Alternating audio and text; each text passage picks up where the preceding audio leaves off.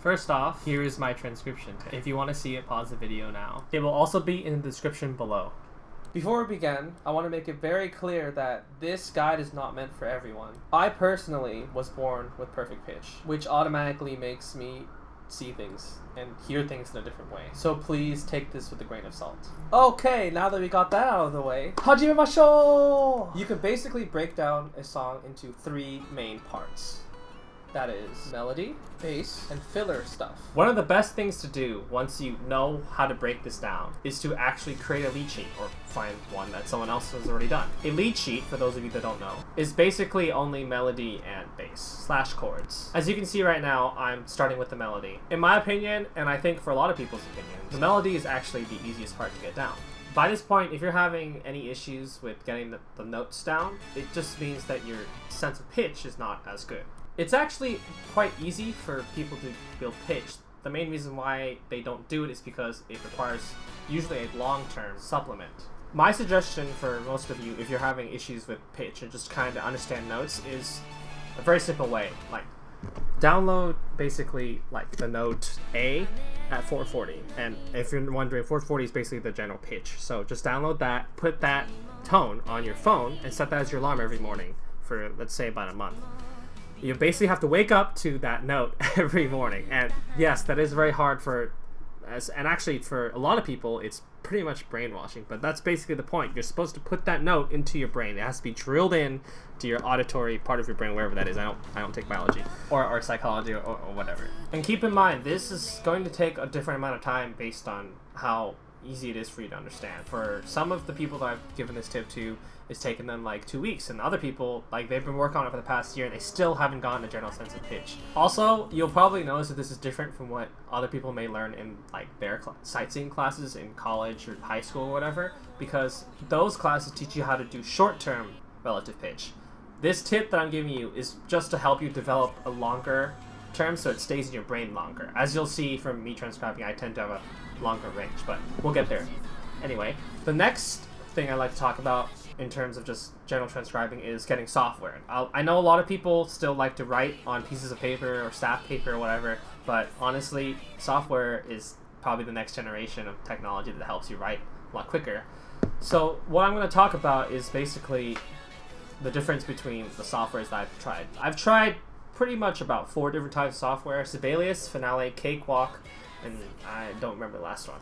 But for the most part, what I found is that actually Sibelius is probably the easiest to use, especially for some people who are generally new to transcribing. And the main reason for that is because Sibelius actually has keys. When you type in the letter name of that key on your keyboard, it actually shows up on screen. Furthermore, the numpad actually corresponds to specific notes. So the 3 on the numpad is an 8th note, 4 is a quarter note, 5 is a half note. So it's actually pretty easy to learn once you get the general mechanics down. Unlike Finale, which actually lacks these controls, at least from trying it out a little bit. Now, that doesn't mean that Sibelius is better than Finale. In actual fact, I think Finale gives you a lot more control and options in terms of what you can do, unlike Sibelius, because Sibelius does have the same options, but it's actually a lot harder to reach them. So I guess, long story short, Sibelius is easy to learn, hard to master, and Finale is kind of more in between.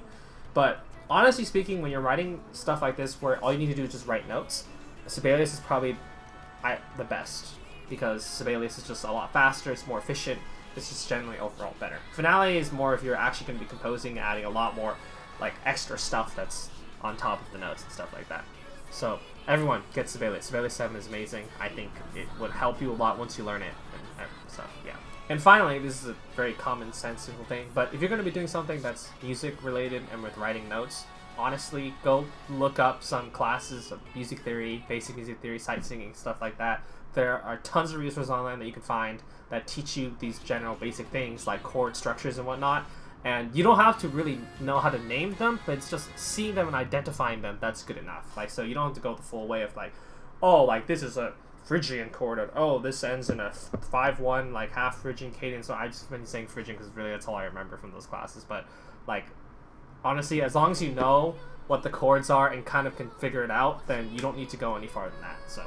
So to talk about Sibelius and the functions that you can do, there's a special, wonderful thing called copy-paste, as you'll see that I'm doing here right now. And you might have seen earlier that I've been kind of copy-pasting here and there. And honestly speaking, most of these anime songs, pop songs, like anything just past, like, I guess like rockish, it's pretty repetitive. So that's good in your sense that you can do something like this to make it easier. And keep in mind that, yes, technically, if you're doing something that repeats, it's kind of, because it's repetitive, it gets kind of a little boring, which, of course, keep in mind, you can copy-paste it, and then you can change it the way you want it. That's pretty much what everyone does anyway, like, in terms of writing stuff.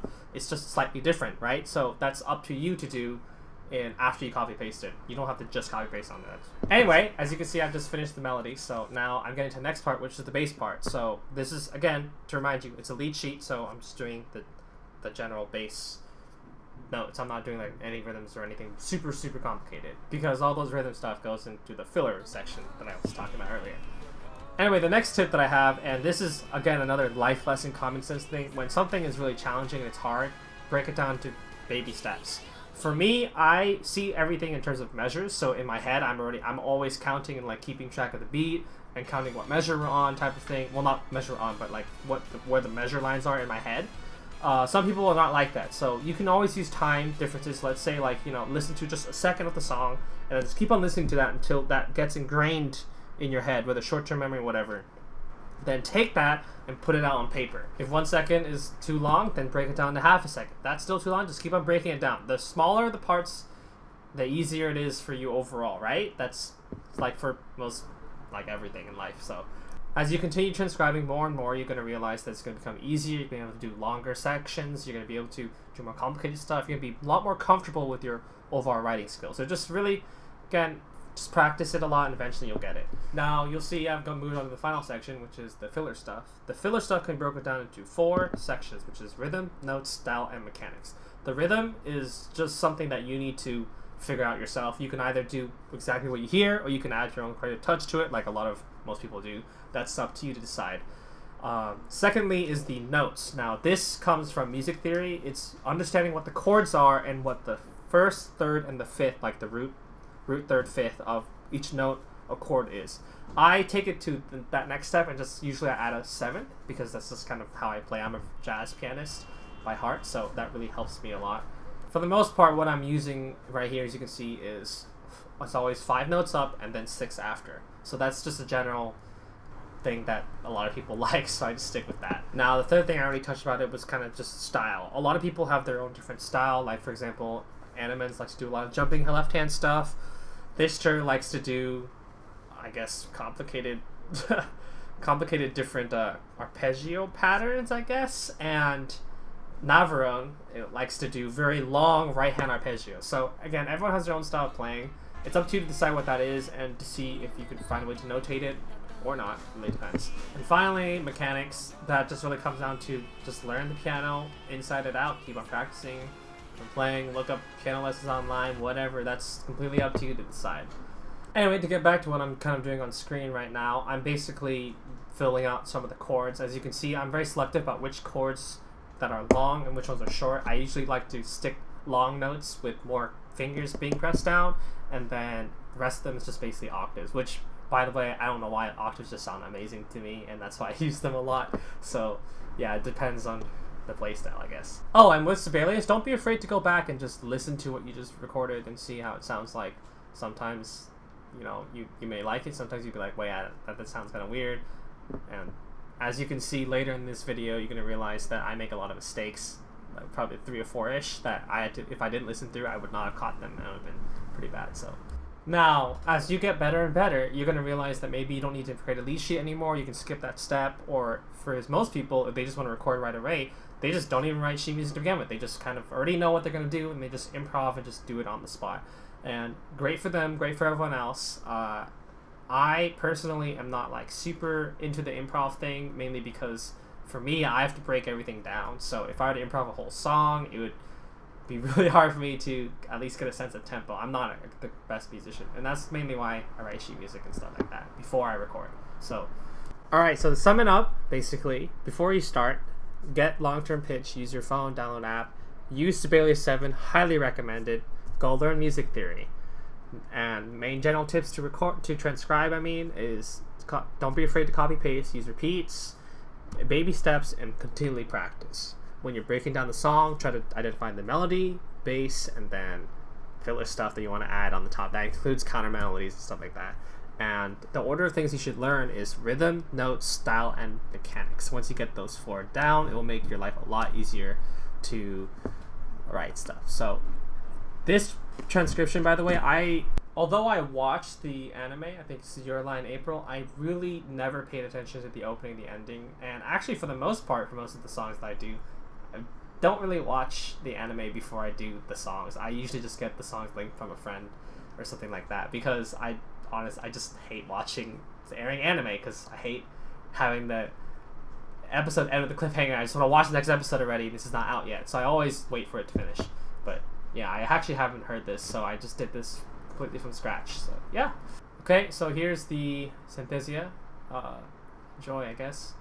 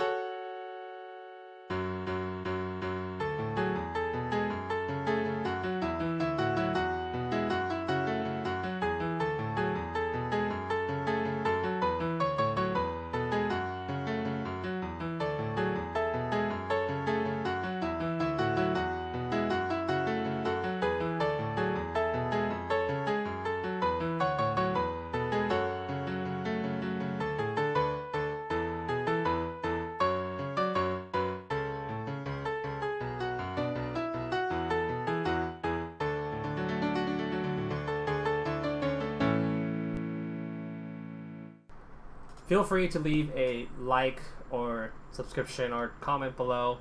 Let me know what you think about what I said, if there's anything you want to criticize, or just give me tips, or just tell me how you guys do it. That would really help me a lot, because I really want to know how this works. And FYI, I actually do teach this to a couple of younger kids, and transcribing is actually my job, so that's why I really want to get better at both doing it and helping others learn how to do it, because I think it's a very important skill to have, even if you're a performer. So enjoy and have fun, guys.